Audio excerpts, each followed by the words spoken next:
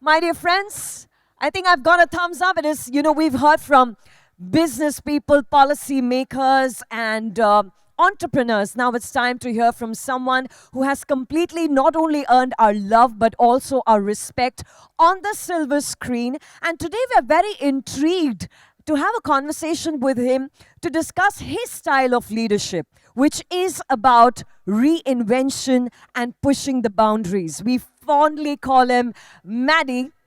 Ladies and gentlemen, please join me in welcoming on stage the very, very loved, adored, and acclaimed actor. R. Madhavan is in the house.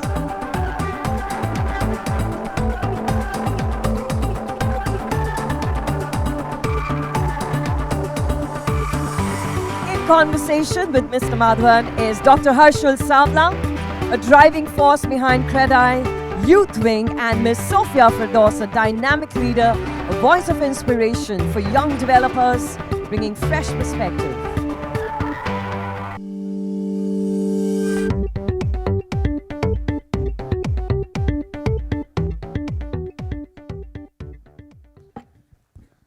Thank you. So we're going to break this into 6 parts and finally open up to audience. They're eagerly awaiting to ask questions as well. Normally it's expected that we always start with Bollywood questions, but that's not what we're going to do because you started your Bollywood career far later. So we're going to go back to your early days, born, brought up in Jamshedpur, India. What were the values and which shaped your outlook? What were the experiences that your childhood had which shaped you eventually going further? Thank you so much. Very good evening, gentlemen and ladies, and all the guests of CREDAI. It's an honor and a pleasure to be here today. I'm going to share my experiences and my insights in this journey of mine in the film industry and other aspects of my life. Jamshedpur, where I was born and brought up, was run essentially by the Tatas. In the early 80s, we got up to the sound of vacuum cleaners cleaning the roads. So, we had sodium vapor as early as 1982 or 83. So for me, I always thought the rest of India was always like that. I thought the roads were all run from east to west. I thought the main roads will run from north to south, and the wind cleans the roads, and the vacuum cleaner is deployed every morning. And I had the good fortune of growing up in a society that was very, very, what do you call, full of people from all cultures. So we had a Madrasi Sammelni, we had a Karnataka Sabha, we had, the Punjabis, we had everybody living in this small town in the middle of Bihar. And an amalgamation culturally was but natural. So every religion, every festival, every holiday was all spent together. And so I got a deep insight into all those cultures. It is only when I moved out of Jamshedpur for my education that I realized that the world was vastly different. And I had the good fortune of growing up in a place where I could catch tadpoles, play gulli danda and gobar danda, fly kites, do manja, at the same time have access to computers as early as late 80s. And home computers where we were programming, we were learned. So the education was very diverse and it was extremely encompassing. And I think that is one of the reasons that a lot of those childhood learnings have come and helping me shape my career the way it is today. Wow. So clearly relating to this, you started with electronics and communication, and your real communication is through cinema that moves millions. So that was quite a leap. So when did you actually think and shift to cinema? Nobody from my family, I don't think in far of relations also is involved with the film industry. Nobody's a musician, nobody's an actor, nobody's a director, no involvement at all. I got the good fortune of being given the Rotary Scholarship as a cultural exchange student to go to Canada. And I spent 1 year with cowboys. This staunch, vegetarian boy from Jamshedpur was put in the middle of cowboys whose job was to rear livestock and protect it with their lives. I cannot tell you the kind of education I got over there. They will do anything to protect their livestock from robbers, from wild animals. They'll give their life for it. And then one day, the livestock is sold and slaughtered. That detachment for them is as natural as protecting it.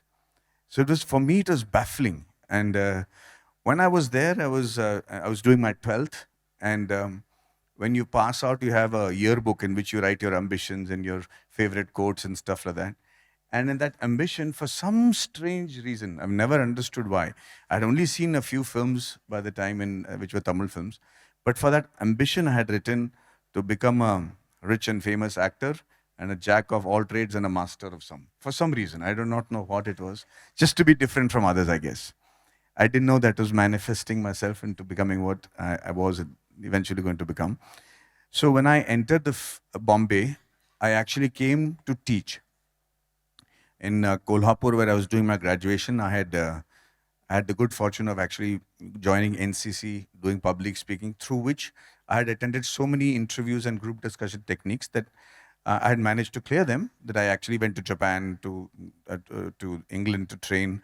And so when I came back to Kolhapur, people said, "You've done so many interviews, can you help us pass those interviews?" So I used to tell them how to present themselves in interviews and group discussion techniques. Those classes that I used to conduct brought me to Bombay. And when I was in Mumbai, somebody said, you why don't you get into advertising and, make ads or star in it? You're a good looking guy. You can make a lot of legal money and then you can set up your own office. So as a lark, I went and gave my pictures to ZTV office. And the next thing, I got a call to do a love story called You Love Stories. I had no idea about acting. I had no idea about the industry. I had no idea about the equations in the industry, the relationships, nothing. I just went there. Somebody said, "Stand here." I stood there. Somebody said, "Wear makeup and, wear these clothes." I said, "Okay." Then they said, "Stand here and look there and look angry." I did that. Then they said, "Walk over there and hug the girl." I said, "Gladly." And then next thing you know, they were paying me for it. So that's how it started. I was very amused at what was happening with me. The rest of the people around me were desperate to become actors. They were all talking to directors and, hustling and talking to producers, asking for work. And I was just standing there saying, "Ye kya kar rahe hain yaar, pata nahi what they're up to." But very strangely, that aloof attitude started getting me work. At a time when there was no social media, there were no casting agencies, there was no telephones. In 1993, 94, landlines was the only form of communications. Pages had just come in. Mobiles were yet to come in. And then to afford a mobile itself was a big deal. In that time, my network of spot boys and assistants who I used to sit with and have chai because they're from Bihar or they're from Tamil Nadu or they're from Kerala or people I could relate to and sit with them and talk because I couldn't relate to anybody from the film industry. They became my biggest marketing tools. And the next thing I was getting offers to do series and television serial. And then, of course, after 4 years, I got an offer from Mr. Mani Ratnam to star in his film. And I did my first film, which was called Alai Payude in Tamil. And of course, the rest followed. Move to the second segment, which is Bollywood. How did the transition happen from Tamil cinema to Bollywood? I was doing, my first film was with Mani Ratnam, right? So it was one huge leap of credibility into the industry. The director stopped directing me because he thought I'm a Mani Ratnam prodigy. I know all about acting. And they were afraid to direct me. Slowly, I realized that whatever I was doing was achieving some form of success. But deep inside, there was a feeling of being incomplete and not having reached my potential. I was doing everything the directors wanted me to do. And one day, I was doing a song in Switzerland where I was wearing orange pant and green shirts, and with multiple dancers in the middle of the road in Switzerland. The choreographer was going 5, 6, 7, 8, and I was gyrating to the music and dancing with the heroine and everything. And in one corner, there was a Swiss farmer who was being disturbed by all this sound. And he looked at me, and he looked at me very disgustingly while having his tea. कि पता नहीं ये क्या करते हैं लोग, कौन this guy is, you know. And I saw the look in his eyes, the disdain, the disgust, and I said, I felt it. I felt that it was directed at me, and I was thinking, I have, you know, like defense training. I'm a public speaker. I know how to skate. I know how to fly RC planes. I'm a technically qualified guy. I am very good at public speaking. I know I'm a gold medalist in using firearms. None of that I'm showing in my movies. I'm dancing to somebody else's tune, literally. And that gave me a jolt, okay? And then, out of maybe it was just sheer willing it to happen, that I got a call from Raju Hirani to do Three Idiots. This was in 2010. So I said, this is what I need to do. There was an intelligent storyteller. He was telling a story that I know the whole world is going to relate. I knew every parent is going to relate, every child is going to relate. So I ended up doing that movie. But my testing times came after that movie. Once I had done that film, I just realized that there was a burnout feeling, you know, that there was a feeling that I'd completely burnt out doing what others wanted me to do. And then somewhere I had read an article where it said that for people who are always intensely thinking of moving forward, the prefrontal cortex gets completely stressed out, so it starts to shrink.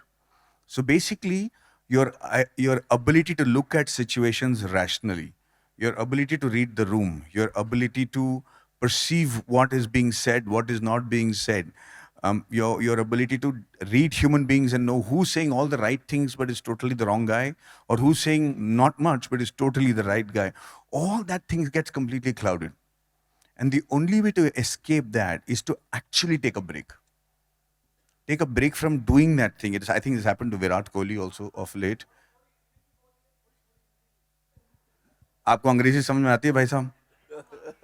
वो भी बोल लेंगे हम, पर फिलहाल जो मैं कहने की कोशिश कर रहा हूँ वो अंग्रेजी में मैं ठीक से बोल पाऊंगा, फिर आपके लिए मैं हिंदी में अनुवाद भी कर दूंगा. So I realized that that break was very essential. And when I took that break, I realized that I was far behind where my audience is going to be in 4 years from now. So I did what is considered as a suicide in the film industry. I took a break for 4 years. Wow. I didn't act. I didn't go to any classes. I didn't go near a set. I changed my look. I started taking rickshaws and autos, traveling by train, just to understand who I'm making my movies for. I can't tell you how very important this break is for every professional in today's world. The rate of change of ideas, acceptance of norms is so quick today, is so fast that if you're not on the ball, you become obsolete in no time. When a film like Lagan came, all directors before that became obsolete. फिर आई film रंग दे बसंती, तो लगान से रंग दे बसंती के जितने directors थे उनके पास काम नहीं था. फिर रंग दे बसंती के बाद थ्री इडियट्स, और उस 3 साल में all those people who had made a name, they couldn't find their identity. They couldn't relate to the audience. So the rate of change was happening so fast that I couldn't keep running that race. I had to step back, and the most important thing in my life I did was I had to read where the world is going to go, not tomorrow, day after tomorrow, but the day after that, and look around the corner to see what changes are coming. And that is the only way I could stay relevant. आपको बहुत ज़्यादा success मिली थी रहना है तेरे दिल में, उसमें आप कैरेक्टर जो प्ले कर रहे थे, एक चॉकलेट बॉय यंगस्टर, और फिर आपने डाइवर्स रोल्स बहुत किए, फरहान हो या उसके बाद तन्नू वेड्स मन्नू में एक लाइट हार्टेड, फिर आपने सीरियस रोल्स किए. रिसेंटली आपने विलन का किरदार किया जो कोई टच नॉर्मली करता नहीं है. और लोग इंडस्ट्री में अक्सर सोचते हैं एज डेवलपर्स भी, हमें अगर सक्सेस मिल गई एक रेसिडेंशियल बिल्डिंग में तो हम सोचते हैं अब दूसरा एसेट क्लास नहीं करना है. अब इतनी इजीली इसे कैसे ट्रांजिशन करते, क्या सोच रही है उसमें? जब भी मैं आपका सवाल का तात्पर्य ये है कि जब मैं सब्जेक्ट चुनता हूं तो किस तरीके से चुनता हूं। Absolutely. कभी कभी हम ऐसे मुकाम पे पहुंच चुके हैं कि अगर मुझे चॉइसेस मिलते हैं कहानियों के, तो ऐसा नहीं है कि जो भी कहानी मिलता है मैं कर लूं।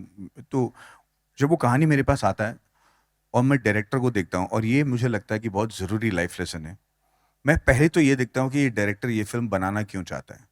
वो इसलिए क्योंकि मैडी के डेट्स मिल गए और आमिर के भी डेट्स मिल गए तो क्या एक प्रपोजल बन जाता है, तो इमीडिएटली पिक्चर बना देते हो। और 99% ऑफ द टाइम जो वैसे प्रोजेक्ट्स बनते हैं वो नुकसान ही करते हैं। फिर मैं देखता हूं कि क्या ये कहानी है, वो कहानी है जो ये डायरेक्टर अपने दिल से कहना चाह रहा है। वो बहुत जरूरी है। Is it his vision? Is it something that he passionately believes? And I keep testing. I give wrong suggestions. I give what do you call completely bombastic ideas about how to change the script just to test him. And when I know that this guy knows exactly the story he's saying, then I know I have to take him seriously. Then I want to hear the subject seriously. The most important thing is when I start hearing the subject, I could be in a position in my life कि I'm having a big fight with my wife, or I'm having a relationship issue, or romance is not there in my life क्योंकि दिमाग का दही हो चुका है। उस वक्त अगर मुझे कोई रोमांटिक कहानी सुनाएगा ना, तो I won't be able to relate to it. It'll be just a mechanical rendition of what my idea of romance is. Similarly, you could be extremely successful in life. All your films could be a great hit, but you can't relate to a film where it's talking about a loser. So where I am in my mind space as an individual is very important, because then when the story is being narrated to me by the director, while he's narrating the story, I'm able to imagine myself doing a couple of scenes. I don't, everybody gives advice, and I don't believe in giving philosophical and non-tangible advice. I believe in sharing it in such a way that tangibly you know what has to be done. So for me, that tangible moment is जब वो कहानी सुना रहा है, am I able to imagine कि यार ये scene में ना मैं ऐसे करूँगा। 3 Idiots में ये कह रहे हैं कि मैं अपने पिताजी से कहूँगा कि मेरे से नहीं हो पा रहा, बिकॉज मेरे को ना इंजीनियर नहीं बनना है, मेरे को वाइल्ड लाइफ फोटोग्राफर बनना है। So while Raju is narrating that script me, in my mind I'm acting it out, and I can see how I've acted it out, and that is a sign for me that I've related completely to that subject, and that's how I say yes. Most importantly, when I took the break for 4 years now, मैंने realise किया कि आने वाले कुछ सालों में मेरे जो स्टोरी टेलर्स हैं, जो डायरेक्टर्स हैं, उनको बहुत ही जल्दी इवॉल्व करना पड़ेगा, बिकॉज ऑडियंस जो है वो हमसे कई गुना ज़्यादा इवॉल्व कर चुकी है। जब हम कोई हॉलीवुड के डायरेक्टर्स की फिल्म्स देखते हैं, जैसे जेम्स कैमरून या स्टीवन स्पीलबर्ग, हमको पता है कि हम ना कोई साइंटिस्ट की कहानी देख रहे हैं। वो सिर्फ डायरेक्टर्स और स्टोरी टेलर नहीं है, उन्होंने फ्यूचर देख रखा है। बेसिकली उन्होंने इतना एनालाइज किया है कि नासा के साथ उनका कोलैबोरेशन हो चुका है, so they know where the world is heading, and they create a world that makes us feel like, oh we watching extremely evolved and intelligent people. Slowly, the directors in our country started losing that pedestal. At one point of time, we used to look at them with awe. Yes, director की film है, I will definitely watch it. Now they're like, trailer देखो यार, देखते हैं, OTT में देख लेंगे. So that respect has gone simply because the relatability to the audience, the highly evolved, and if I may say so, the highly empowered Indian common man today is a completely different audience. एक ज़माने में अगर आप plane में जाके बैठते थे और प्लेन नहीं टेक ऑफ हो रहा है, तो हम सब सारे पैसेंजर्स चुपचाप ही बैठते थे। आजकल मैं गया था कोयम्बतूर से, फ्लाइट टेक ऑफ नहीं हो रही, ये मैडम जिन्होंने धनिया बेचने के लिए वो मतलब आई थी from Coimbatore to Chennai, she got up and said what is happening, pilot को बुलाओ, ये इतना लेट क्यों हो रहा है, व्हाट इज ये कोई तरीका? They are all fighting for the rights, they are actually standing up. That's a very empowered set of people that you're trying to make as your client. Be it architects, be it builders, be it actors, be it scientists, be it big conglomerates, they have to make allowances for this very new, very empowered, very worldly wise Indian audience. See, we all know that change is the only constant. आपके word से वही समझ में आ रही है. Plus, as developers, continuously risk taking appetite सबका रहता है. यहाँ पे seniors लोगों का तो बहुत है. And lot of times they venture into new cities, having completely different culture, different languages also. And I think one of your important cinema that has moved everybody is on the OTT platform, that is Breathe. I think we all have seen and we have been moved by his versatile role playing as a villain. So how do you blend this risk-taking appetite, and how did you go into this OTT platform, and what was your biggest takeaway and message to the youth that you will give here?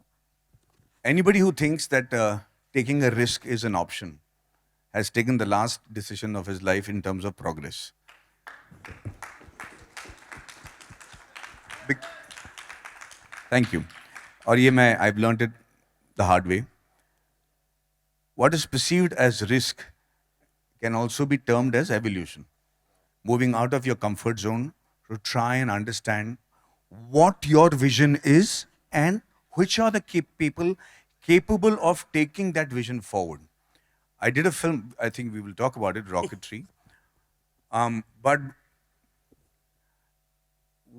the option that risks can be taken, nahi chalte yaar, sab kuch theek thaak chal raha hai, is one of the worst things to happen, because that complacency is going to kill your company completely. Having said that, what is more important is who is running their company, who's the boss over there, and what the vision is. Now, ladies and gentlemen, I have seen that largely the philosophy of a company or the organization or the film or the production runs on the vision of this one guy and the reason why he's going to do a project, right? And I could be at a stage when I'm 35 and mentally I'm very aggressive. I want to make sure that my relevancy stays. I want to make sure I take it further than what I have reached. And I'm doing everything in my power to make that quantum leap in my career.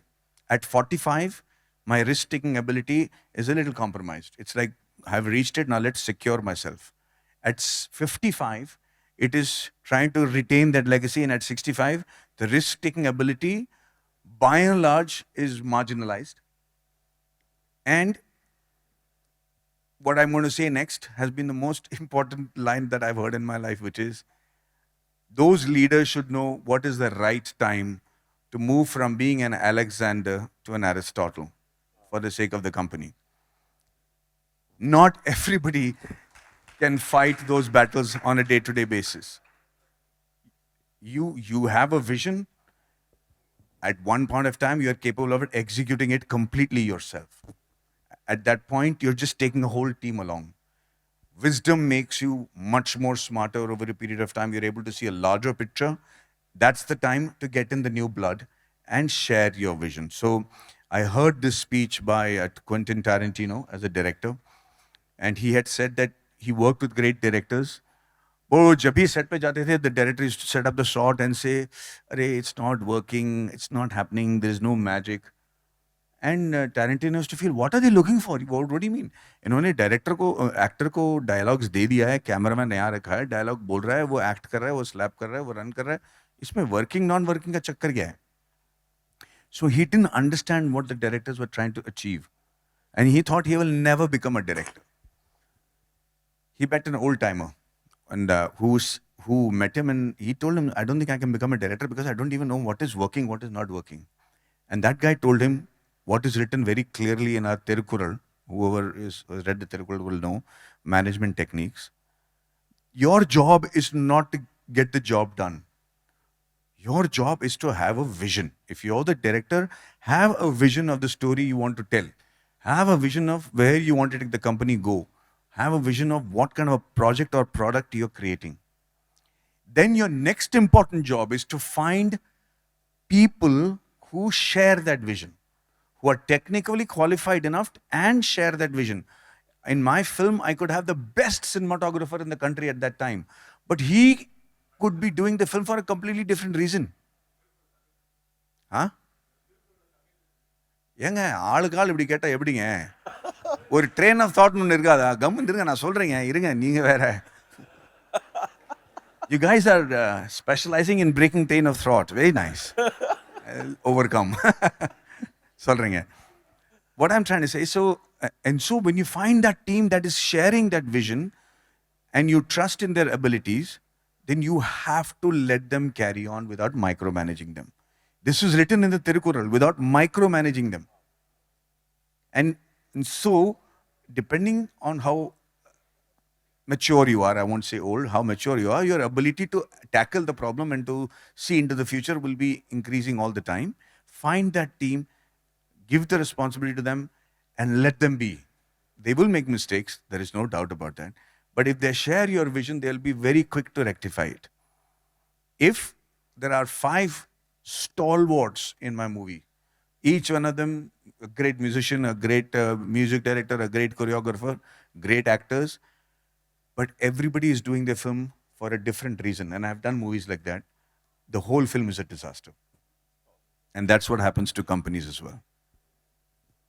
You know, from your answer, आपने risk की बारे में Sophia ने बात की, entrepreneurship की बात की, director की बात की. We can't miss bringing rocketry over here. It was a management lesson. You got a national award. It was a directorial debut. It was about a story of a man who was wronged but unbroken. Please, in detail, explain to us your whole thought process, the lessons you learned, your experiences, and how we can relate as developers to all that you went through.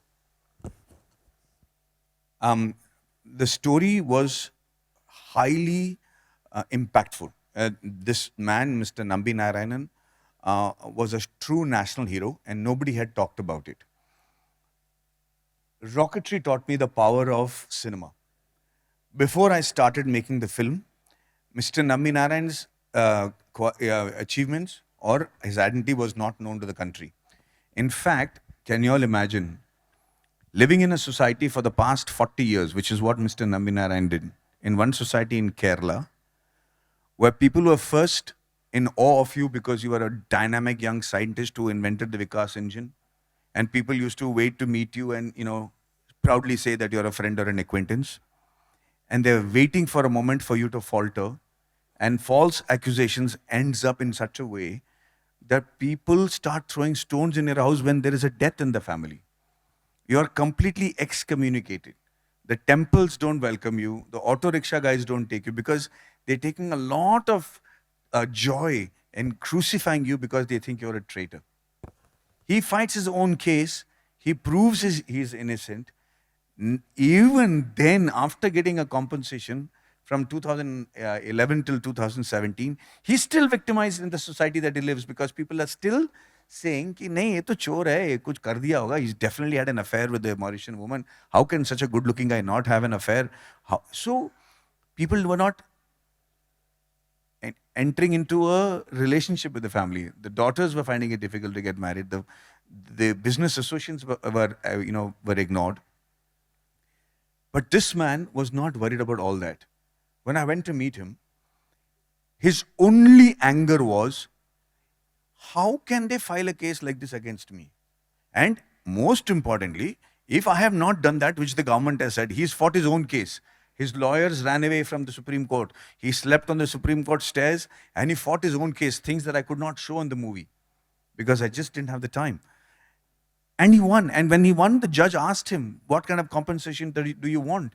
And his lines were, I'm not here for the compensation. ISRO has been pushed back 20 years because of this case. If I am innocent, which is what you're saying right now, then who is guilty? It is your job to find out who is guilty. The answer for that, which we don't know even today.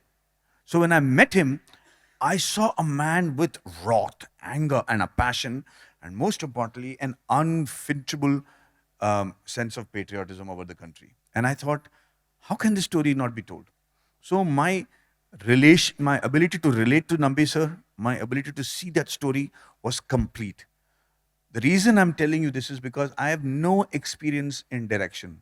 I have absolutely no experience in post-production. I have not done a course in public speech, in either acting or directing or editing or music or VFX. None of this. So, in fact, for 25 years before that, as I was an actor, my job was, which film are we doing? Great script. Who's the heroine? Chalo yaar, jaake acting karte hain. Paisa mila. Thank you. Bye.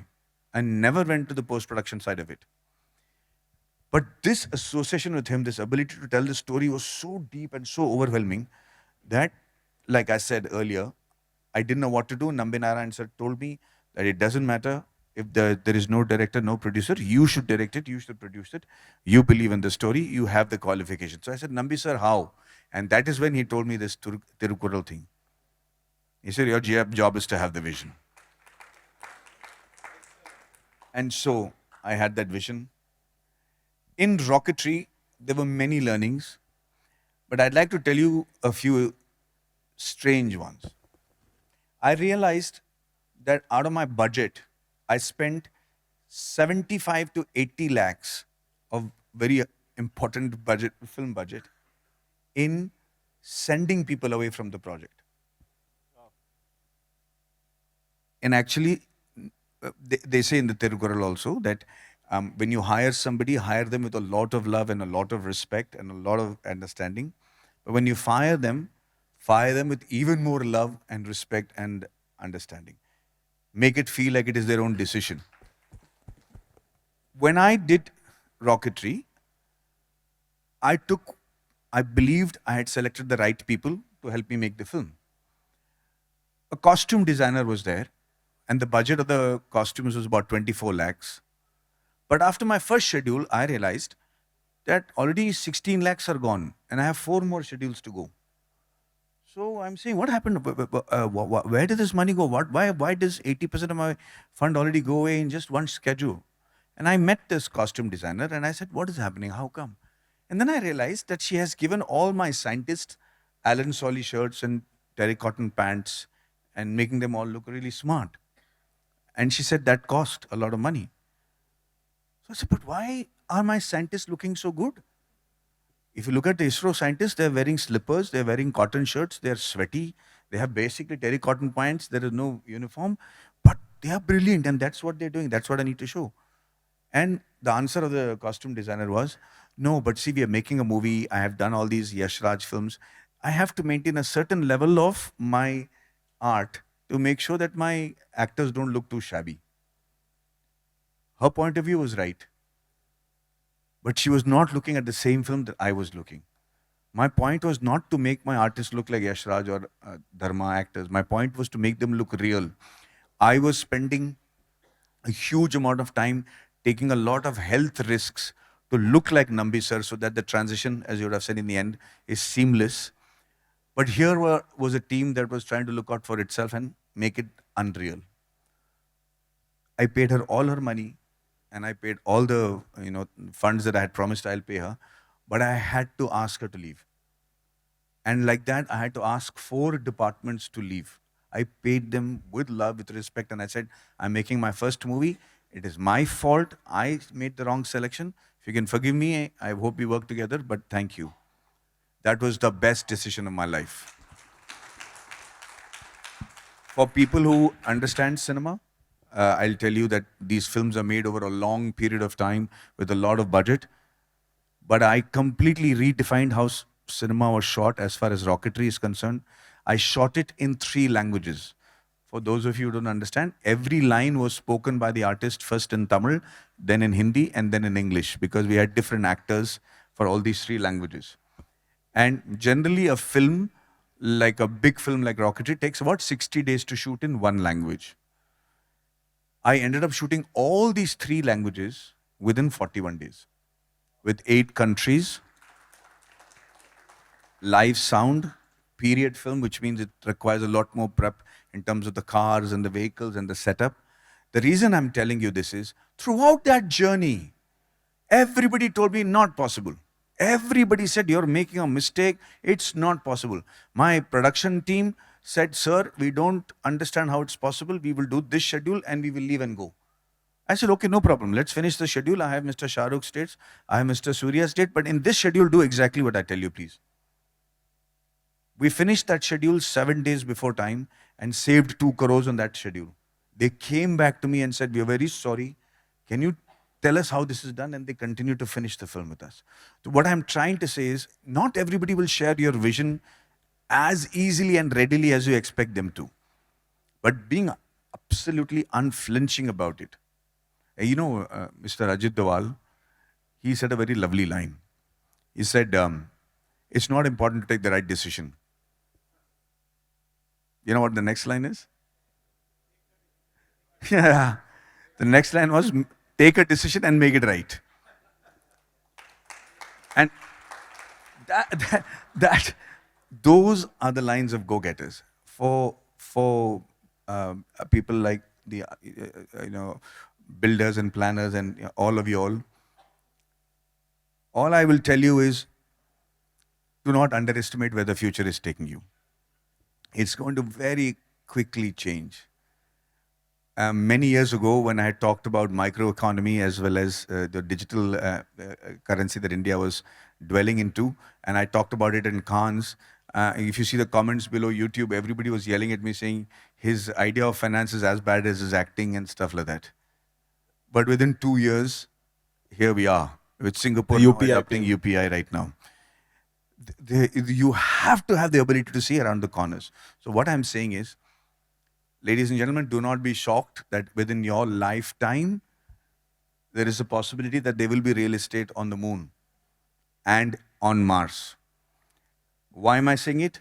Because everybody knows about AI, and everybody who knows about AI will know that it draws a lot of power. There's a lot of energy consumption during the calculations, and all the data storage takes a lot of power because usko thanda rakhna padta hai.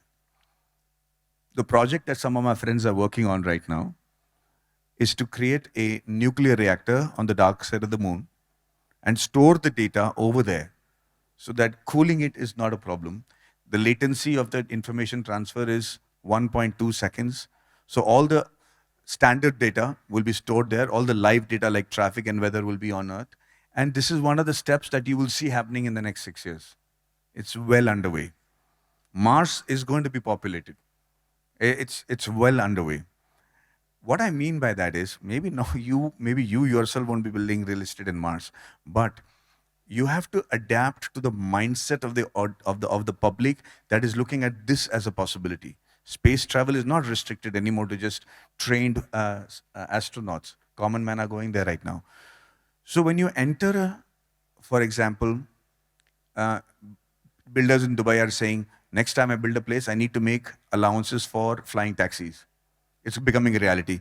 Now, all those people who built large buildings right now, and I don't have an ability to have pads for flying taxis, that building is slightly outdated already. Your ability to see around the corner, and so for example, Japan, and is setting the trend among the youngsters, my son included, where they are living a very minimalistic and frugal life. They don't own cars, they don't want to buy apartments. The up and go culture is existing. They only have 7 shirts, 5 pants, 2 jeans and 2 suits. तो नौकरी अच्छी लगी तो रहते हैं, नहीं लगी तो दूसरी नौकरी पे ले चले जाएंगे. हमारे माँ बाप तो एक ही नौकरी में थे और उनके लिए वो बड़ा गर्व का बात था कि उन्होंने मतलब वो 40 साल तक एक ही नौकरी में काम कर रहे थे. So how do you plan for these quick moving people? What would their consumption pattern be? So these things are going to become a necessity for you to survive, and it's going to come much faster. Why am I saying much faster? For those of you know the survival rates of human beings when they were in the cave, the Stone Age where they used to live in caves, the average life expectancy was 30 years. वो 30 years तक अगर जीता है, but 50% of, like Dr. Tyson says, a very famous astronaut and a space professor from the US, 50% of the people used to die during childbirth, and only 50% of the population survived. From then till 1850, from the time that we used to live in caves till 1850, that 30-year life expectancy moved from 30 to 35. So over thousands of years, that life expectancy only moved by 5 years. If you survived 35, then you were going up to 50, 60 was there, but 50% of the people died before they reached the age of 35. And this is an era when everything was organic. There was no pollution. The water was clean. Everything was as natural as possible. But science mattered. Today, the life expectancy is 73.3 years. So if you're not subject to any unfortunate accident or health issues, you live till 73. The entire philosophy of how you handle life changes. And that is going to change very, very quickly. So again, for all of us, the ability to survive is to see around the corner 4 years from now. But not everybody wants to fight that battle. What do I mean by that? In this last point,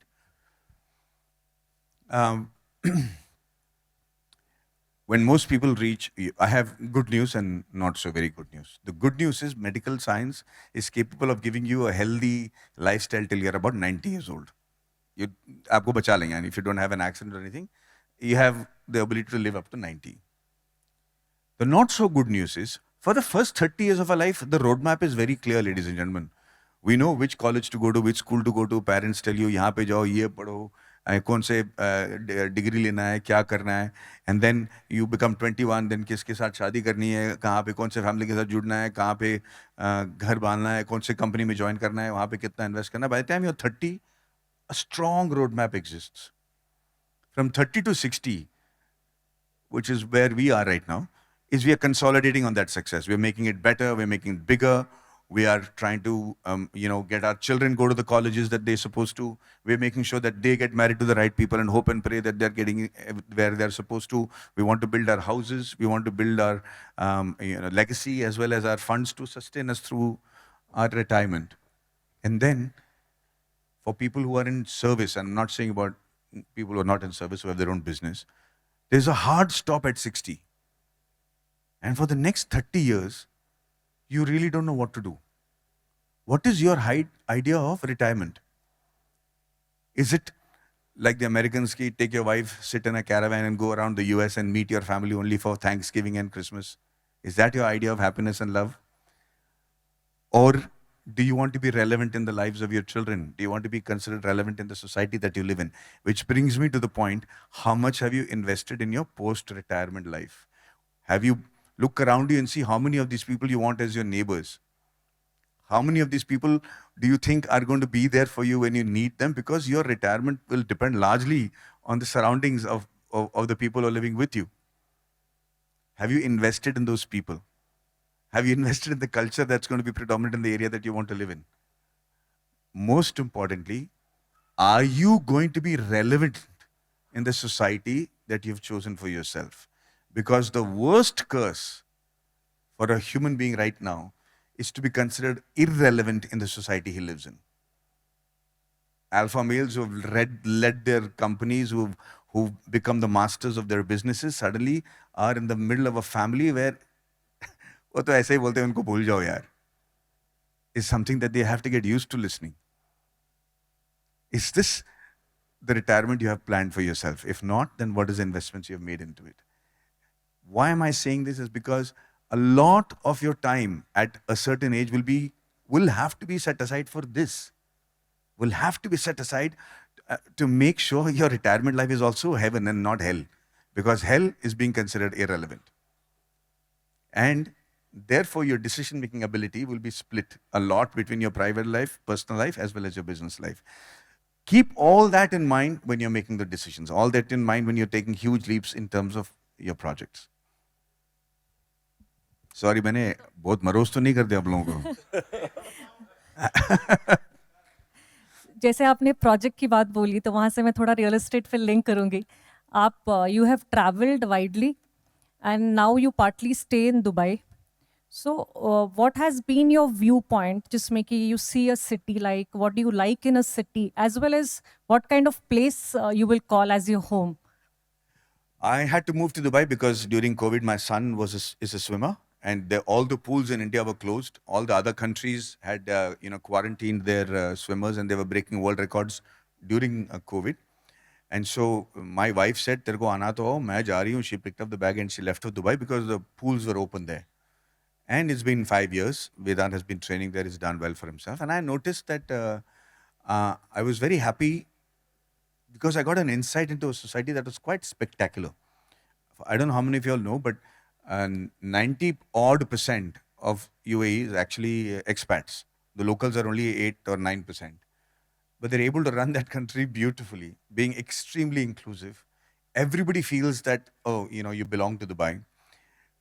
The beauty of Dubai is that no part of Dubai actually feels like it is not cared for. When you travel by road and you see the flyovers and the pillars holding the flyovers up and they touch the road, that corner of the contact point of the pillar to the road will be clean. That would be spotless. You'll see small trees and plants along the road, and each one of them will have a water spout. The amount of care they took for detailing was something that was mind-blowing for me. For me, I couldn't imagine that in the last 25 years, how can they have such a vision that they have thought about everything much in advance. I'm telling you, Google Maps is not able to keep track of the roads and the way they change on a day-to-day basis. Getting to my house, I've been there for 5 years. I have to still look at Google Map to make sure that it's the same road that is taking me back home, because the roads keep changing. They are always progressing. At the same time, they've had the fast side to keep enough space for the population to increase, for the roads to be built, for the infrastructure to be able to accommodate the explosion and people moving into there. So very insightful. I think one of the most beautiful things about India is the rains and the greenery and the people and the culture, which I really, really miss. But if I want to go and rest and I want to think about what to do next, looks like Dubai is the place right now. You travel extensively across the world. Our theme of our conference is Viksit Bharat, how as developers we can race India, Bharat to progress.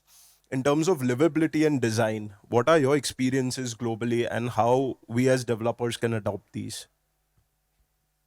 There is no doubt that one of the best places in the world to live in today is India. There is no doubt about that. We have our challenges. The cities lack a vision, so therefore there's lots of traffic congestion and lots of infrastructural issues. But I think slowly this is going to find a way out very quickly. But I'm not as much concerned about that as I'm about what India is becoming for the rest of the world. We're facing challenges around the world because people are now starting an anti-Indian narrative, which is very sad. We've always been a very quiet community, always contributing to it. But if you look at India right now, it's become the beacon of everybody's attention. And this is the time for all of us, in my very, very humble opinion, to just take a deep breath and calm down. There is a reason why India is where it is today. It has a lot to do with our culture, with our family values. It has a lot to do with the way we treated education. It has a lot to do with, if you look at a few things which are quite like on your face, in the West, one important profession is psychiatrists and psychologists and people who take care of mental health, and everybody prides themselves on having one or two of them at their speed dial. In India, it's barely a non-existent profession, but we still are functional as a society. We don't have crazy people who have done crazy shoots, like school shootouts, God forbid, and other things. We have a very, very powerful centering force in terms of our culture and our tradition that the world is looking at and can't understand. My dream, of course, is that we become, for the next decade, sort of like Japan, where we just calm down and don't look at our differences. We don't pay attention to that. We start collectively growing and realizing that we don't want to change dramatically to the Western standards. We want to continue the progress in the manner that has helped us earlier before. We don't want to make sure that a lot of popular Western culture becomes part of our culture because it's not what is conducive to our environment. And calming down and looking at the future and becoming an example for the rest of the world is something that India should do. And I think we're capable of doing that. Thankfully, the younger generation is far more evolved than I could have ever imagined. I'm talking to them and I'm in awe of them. And they have a much better understanding of the world, and they have much better understanding of who they are, which is very, very important. Super.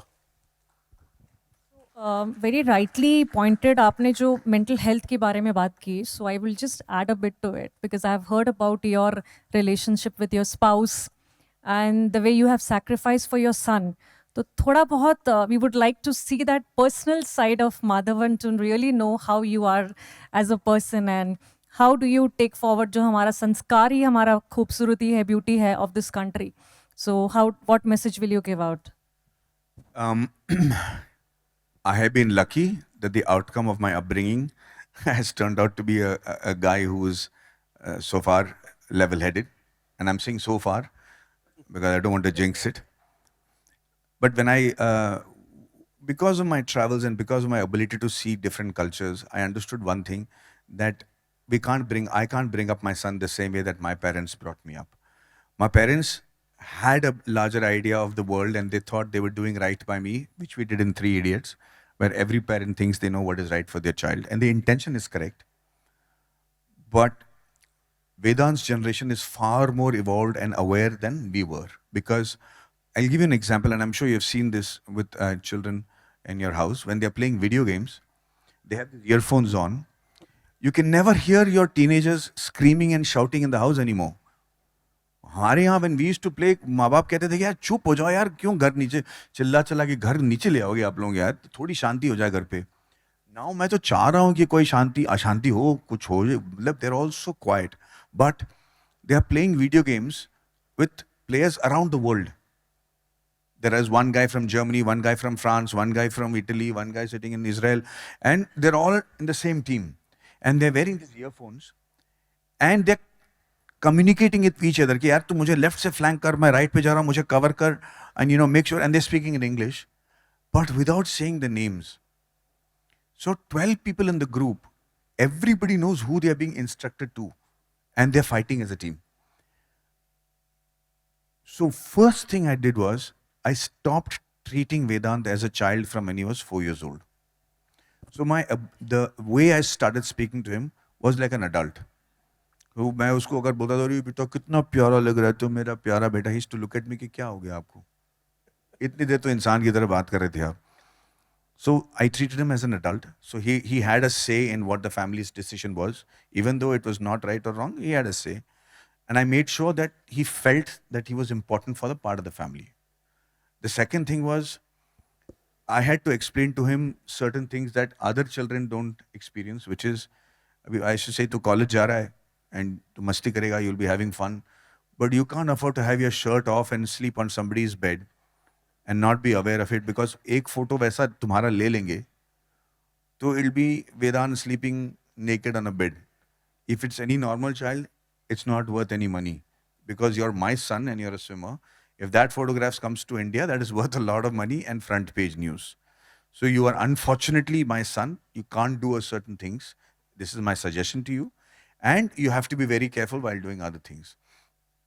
With the fact that he was a good swimmer and he got a lot of recognition, was partly because he's a good swimmer but a lot because I'm the father, and both of us are very aware of that. So with that unfortunate recognition comes a lot of drawbacks, which I had to inform and educate him. So far, he's managed to stay out of trouble.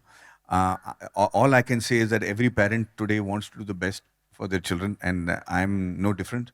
I'm sure, like I said earlier, common man does a lot more in terms of sacrifice for their children. We are lucky to be empowered and wealthy to handle all our requirements.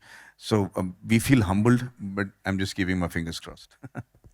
Super. So on this note, we'll open up to audience. Feel free to ask questions and interact. That was something which Madhvan also wished, that more and more questions come in from audience.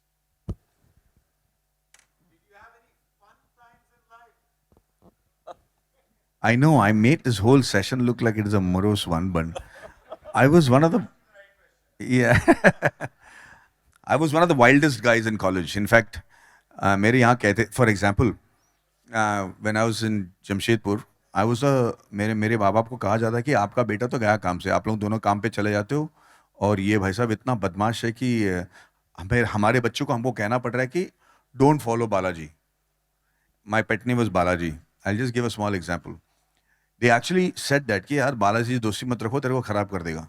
There was another guy, his name was also Balaji, and he was having a birthday celebration.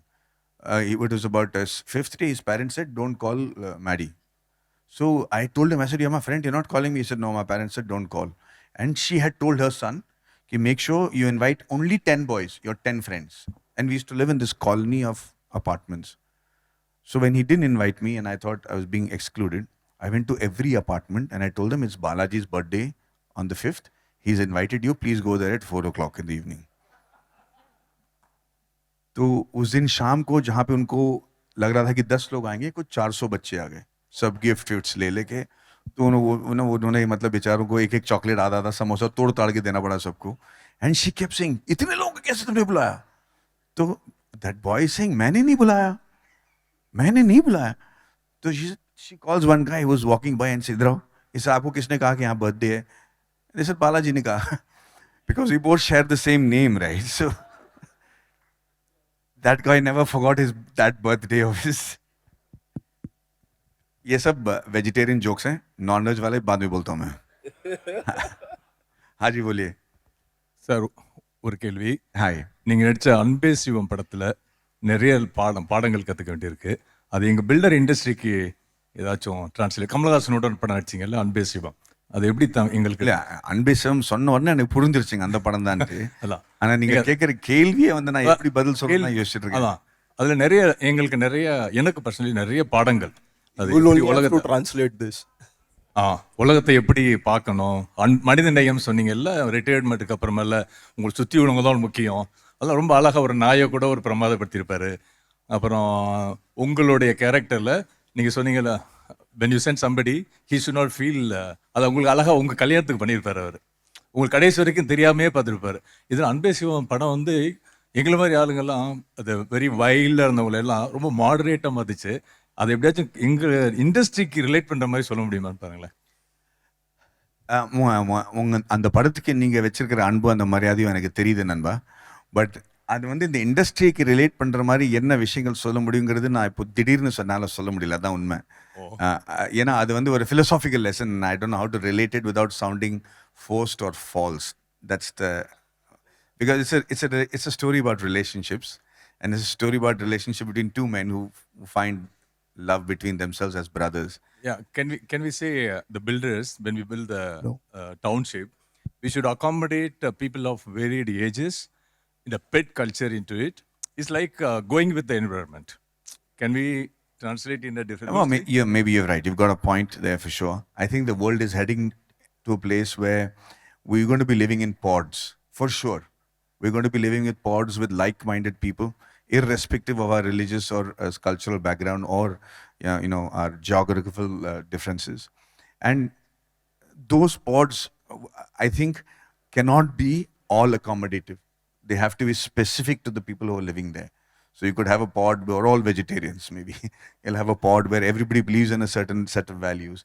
That's going to happen, but I think maybe in another 10-15 years, China is working on that right now.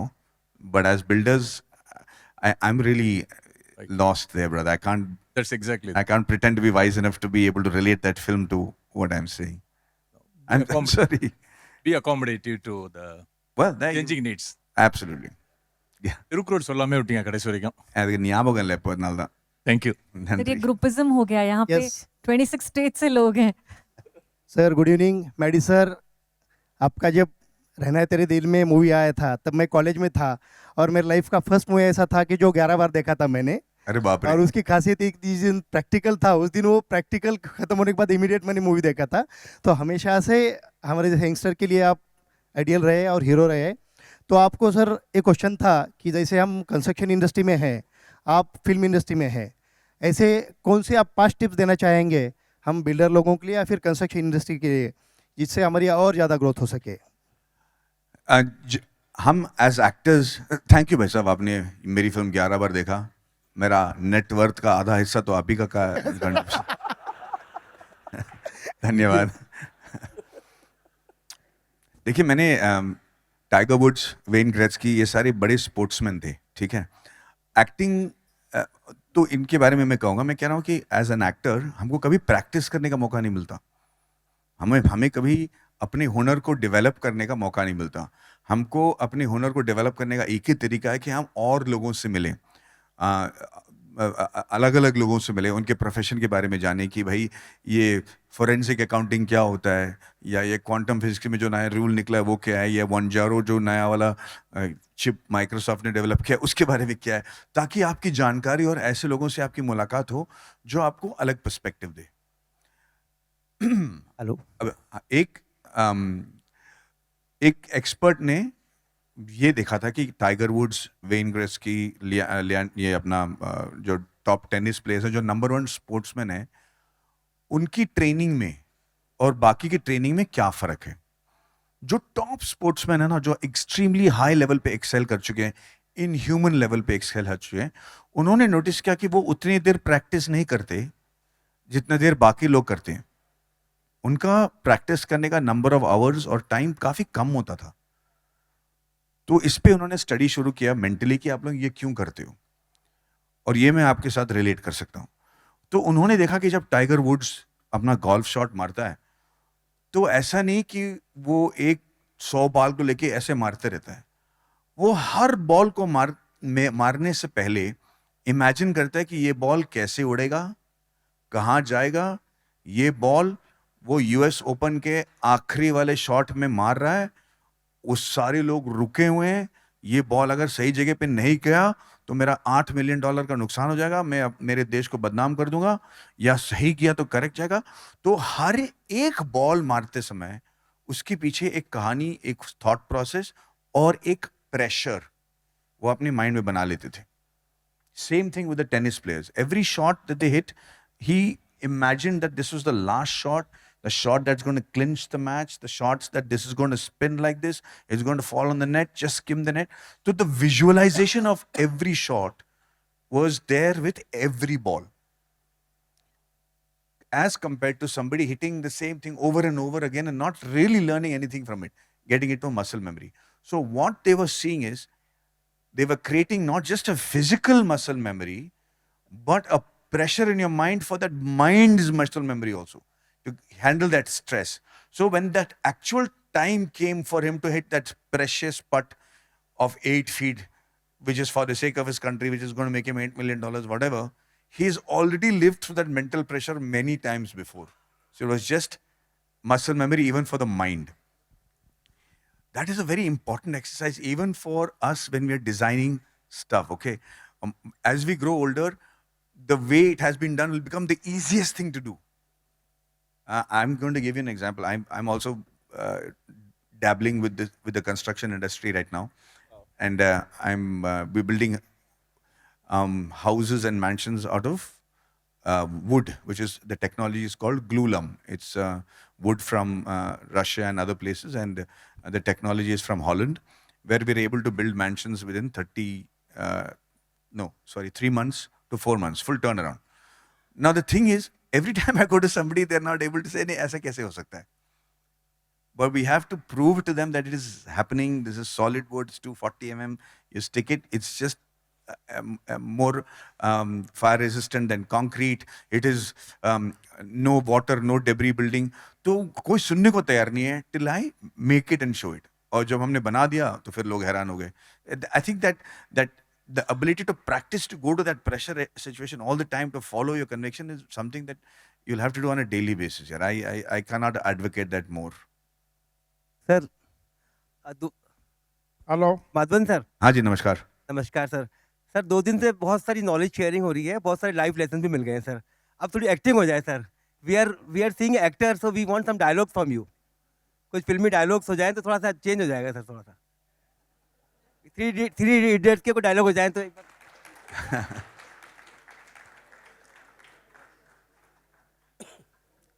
भाई साहब, मैं आपकी पूरी जज्बात को पूरी तरह समझता हूँ, ठीक है. मैं मानता हूँ कि बहुत सीरियस हो गया, पर यकीन मानिए अगर मैं एक्ट्रेस होता तो मैं आपको नाच वाच के दिखा देता. पर ये एक्टिंग के साथ चक्कर क्या है पता है? ये वही हो गया कि मैंने आपको कहा कि अच्छा आप बिल्डर हैं, एक बिल्डिंग बना के दिखाना 2 मिनट के लिए. ये हुआ है मेरे साथ, ठीक है. मेरा प्रॉब्लम क्या है ना कि जब मैं एक्टिंग करता हूं भाई साहब, तो मुझे ना बड़ा टाइम लगता है उस किरदार में घुस के उसको एक्ट करने के लिए, ठीक है. आपके सामने मैं ऐसा कुछ कर दूंगा, और यकीन मानिए जब मैं एक्चुअली स्क्रीन में करता रहूंगा ना, तो मैं ये फुद्दुगिरी जो मैंने यहाँ की ना, वो याद आता रहेगा मुझे, और मेरे साथ वो मेरे दिमाग के साथ खेलना शुरू करेगा भाई साहब. मैं सीरियसली कह रहा हूँ. ये अगर आप, जैसे मैं आपको एग्जाम्पल दे रहा हूँ, everybody know Sunil Grover, right? Supremely talented, इतने कमाल के टैलेंटेड मिमिक हैं वो, कि वो अगर किसी की तरह बात करते हैं तो आपको यकीन हो जाएगा यही है. पर वो टैलेंट ना हम स्क्रीन फिल्म में नहीं ला पा रहे, क्योंकि जो सुनील ग्रोवर कर सकता है वो मैं कतई लाइफ में नहीं कर सकता। आप मुझे आपकी अभी मुझे कहो कि आपको मैं 10 करोड़ रुपए दूंगा, आप शाहरुख खान की तरह एक्टिंग करके दिखा दो, आप मेरे से लेके जाओगे पैसे कि इतनी खराब एक्टिंग कोई कैसे कर सकता है। तो मैं एस्केप करने की नहीं कोशिश कर रहा हूँ, मैं ये कह रहा हूँ कि ये मेरे लिए धर्म है, ये मेरा जो डायलॉग डिलीवरी या जो आप बोल रहे हो एक्टिंग करने का, ये बहुत इंपॉर्टेंट और डिफिकल्ट चीज़ है मेरे लिए। तो अगली बार अगर आप कोई हम इवेंट में मिलते हैं तो मैं पूरा तैयारी के साथ आऊंगा और फिर मैं आप ही के लिए अकेला एक्टिंग करके दिखा दूंगा। I hope you understand what I'm saying. This is really, it really plays with my mind when I'm acting in front of the camera, because उस दिन क्या करके आ रहा था तो सिंगापुर में, it was like that. नमस्कार, हेलो। Sorry, हाँ, sorry. I speak fluently. I speak English, Tamil, Hindi, and Marathi. I pretend to speak other languages, but I'm very bad at the others. Mahatma ji, इसी से संबंधित एक सवाल है। आप बहुत सारी भाषाएं जानते हैं, जैसे आपकी बातों से पता चलता है। मुझे पता नहीं रहा ये सवाल कौन पूछ रहा है। मैं यहाँ पे हूँ, मैं यहाँ। हाँ हाँ, ओके, हाँ भाई साहब, सॉरी, हाँ। आपकी बातों से समझ में आता है कि आप बहुत सारी भाषाएं जानते हैं। जी। और जैसा मैडम बता रही थी, बहुत सारी यात्राएं भी की हैं। कैसे ये बहुत सारी भाषाएं जीवन पे कैसा और कितना प्रभाव डालती हैं? जैसे कि यात्रा भी मानव स्वभाव पे प्रभाव डालती हैं, ह्यूमन डेवलपमेंट पे असर करती हैं। आप गंभीर चिंतन करने वाला व्यक्तित्व है, ऐसा समझ में भी आता है आपकी बात से। तो आपने इस विषय पे भी जरूर कोई चिंतन किया होगा। हम लोगों को अगर इसके बारे में कुछ बताएंगे तो। जी, बहुत अच्छा सवाल है ये। देखिए, बहुत लोगों को लगता है कि अगर लोगों के नेटिव भाषा में आप बोलोगे तो वो आपके साथ ज़्यादा रिलेट कर पाएंगे, पर ये सच नहीं है। देखिए, अगर आपको भाषा ठीक तरीके से आती है तो आपको कम्युनिकेट करते समय उस भाषा को मद्देनजर रखते हुए बात करने से सही होता है। लेकिन कई बार ऐसा होता है कि हम फिट इन होने के लिए उस देश की भाषा बोलने की कोशिश करते हैं और सामने वाले को ज़्यादा इरिटेट कर देते हैं, क्योंकि आप सिर्फ अपना हुनर दिखाने की कोशिश कर रहे हो, कम्युनिकेट करने की कोशिश कर रहे हो। तो मैंने कई बार देखा है कि मैं साउथ में चला जाता हूँ, लोगों को लगता है कि मैं मद्रासी हूँ, तो मजबूरन मेरे से तमिल में बात करने की कोशिश करते हैं, जबकि उनकी तमिल उतनी अच्छी नहीं है। वो मेरे लिए बड़ा इरिटेटिंग हो जाता है, क्योंकि मैं रुका हूँ कि नहीं, ये नहीं यार, ये वर्ड बोलो यार, ये वर्ड बोलो, और बीच में पता चला जो भी चीज़ वो कहने की कोशिश कर रहा है वो या तो मैं डिसरिगार्ड कर चुका हूँ या उसको कोई महत्व नहीं देता हूँ। मैं मानता हूँ कि आजकल के बच्चे जो हैं वो स्कूल में कम से कम 2 इंटरनेशनल लैंग्वेज तो ज़रूर सीखें, क्योंकि उनकी मुलाकात ऐसे ही लोगों से होगी। The importance of knowing 2 international language, simple and compound interest, and basically basic courtesy and manners is enough education and academics in school. Everything else is going to change very quickly. We'll take one last question Hello. before we close the session. Okay. It's one.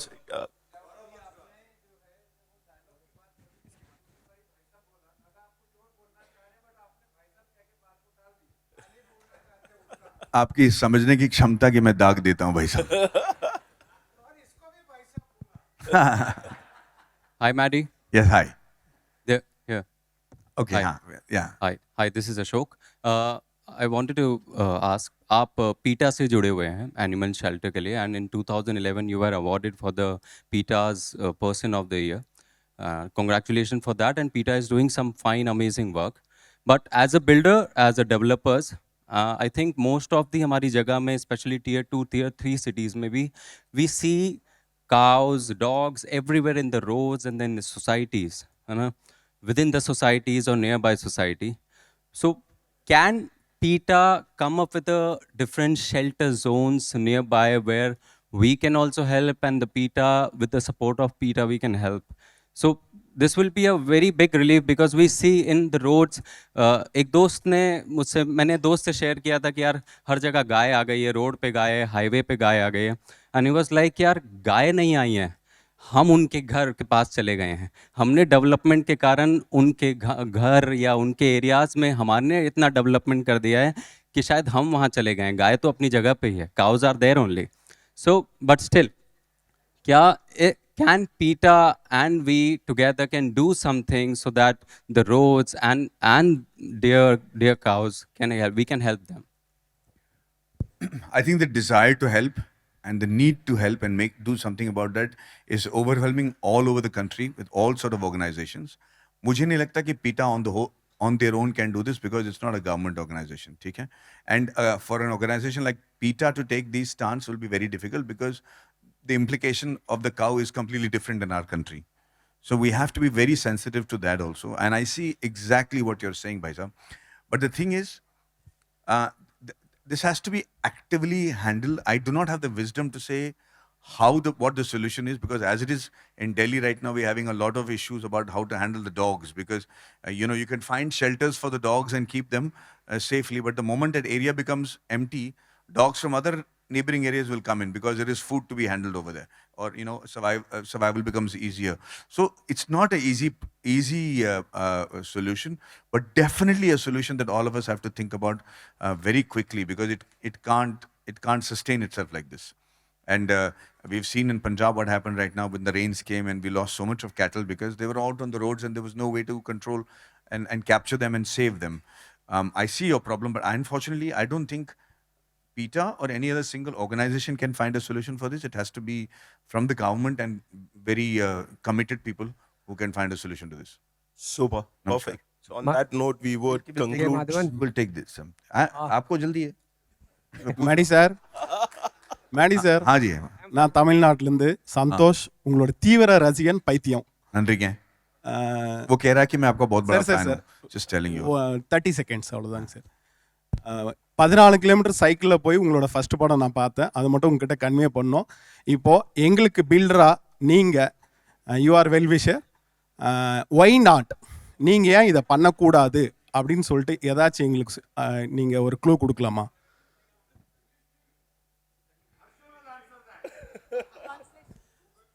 We love you. No, he said that he's a big fan of mine and he's traveled 14 kilometers to see my first movie and traveled a lot. He's asking me, is there anything that you will want to tell us as builders that we should never do? Yes, sir. I think one of the cardinal rules which I can think of is that you should never, ever, ever compromise on the quality and the detailing of your work. That I feel very proud. இன்னைக்கு வந்து பிறந்தது உங்களை பார்த்தது very very very satisfied. ரொம்ப நன்றி sir. Thank you so much. Thank you so much. I think when we take pride in the quality, when we take pride in the detailing of why everything is done, it gives me a great insight into how this person has seen the job that he wants to do. And it's the biggest qualification in terms of trust as far as a client is concerned. Yeah, okay. On last question. Yes. We're from Hyderabad, and as a versatile actor, South Indian people हम सोचते हैं कि आप हमारे हैं, और north वाले सोचते हैं कि वो आपके हैं. मतलब as an Indian actor, we love you very much, and you have a special fan base all over in India. But one small request is, please don't repeat Shaitan kind of movies. As an actor, we love you. As an actor, we love you a lot. Seriously, we are following for, मतलब आपके पहले movie से हम आपको follow कर रहे हैं. We have really a special fan base because कोई पूछे तो आपका डाई हार्ड फैन आप किसका है, मतलब माधवन तो नहीं बोल सकते. We are very honest on this point. But every Indian will love our Madhavan. Yes, this is the first thing, and please. भाई साहब आपने तो मीठी छुरी मार दी यार. आप तो सीधा मेरे पेट पे लात मार रहे हो. I'll only tell you one thing, sir. In one movie as an hero, I fight against 40 bad men to save a girl. I put my life on line. They even hit me and beat me up, but I don't back down, and I end up saving her. Okay? And as a hero, I do that. There is a message there also. Somehow people don't want to see that message. मैं शैतान में गलत आदमी बन रहा हूं, मतलब वो मैडी गलत हो गया. No, I can't be a lover boy at 55.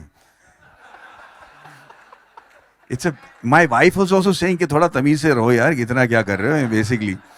So everything has to be age appropriate, sir. I believe it. Yeah. So Shaitan, as an actor, I'm only playing a character. If you want to attribute those qualities to me, then please also attribute those qualities of being a guy who fights for the girl and their rights also to me, because we are only being characters. Thank you so much. Thanks. Over to you, Xenia. Yes, over to me.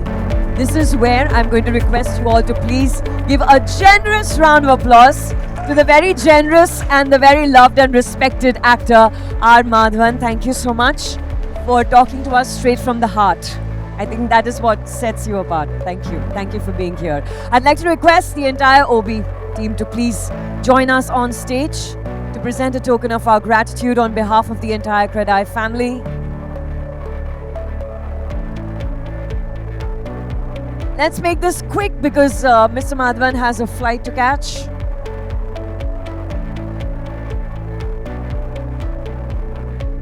Requesting everyone to please step forward.